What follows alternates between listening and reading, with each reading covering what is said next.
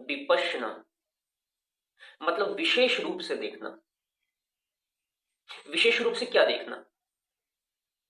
जो इस 3.5 हाथ की काया में घटता है उसी को केवल देखना, कुछ बनाना नहीं, कुछ तोड़ना नहीं, बस जो है सो है। अपनी आंखें बंद करके सहज स्वाभाविक सांस को देखा। जैसे ही सांसों को देखिएगा, पहली बार उसको ये बात अपनी अनुभूति से पता चलेगा कि कितना मरकट मन लिए बैठा हुआ है। शरीर में कुछ गंदगी लग जाए तो कितना अजीब लगता है, और इंसान सोचता है कि कितनी जल्दी से जल्दी ये साफ हो जाए।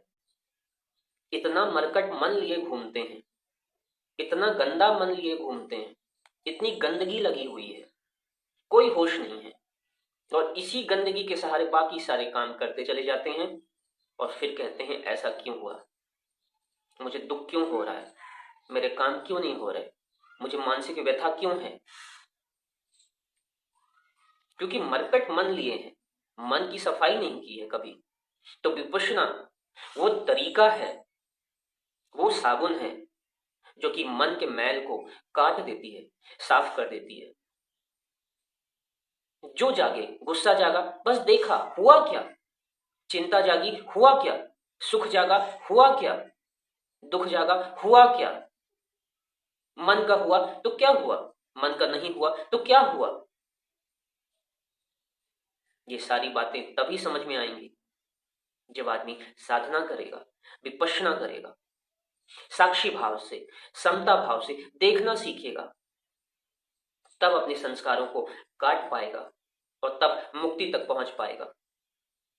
ये विद्या जितनी जल्दी से जल्दी हो सके जीवन में आनी चाहिए।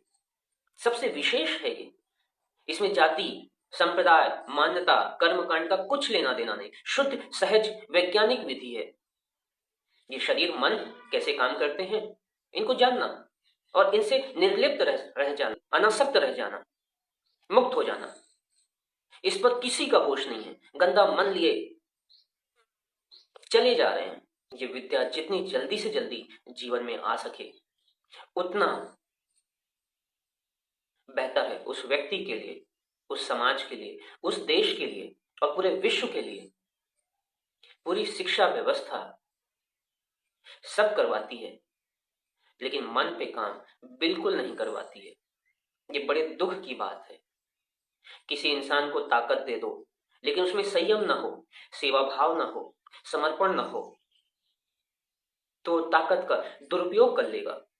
किसी के हाथ में बंदूक दे दो और वो गुस्से से, तनाव से,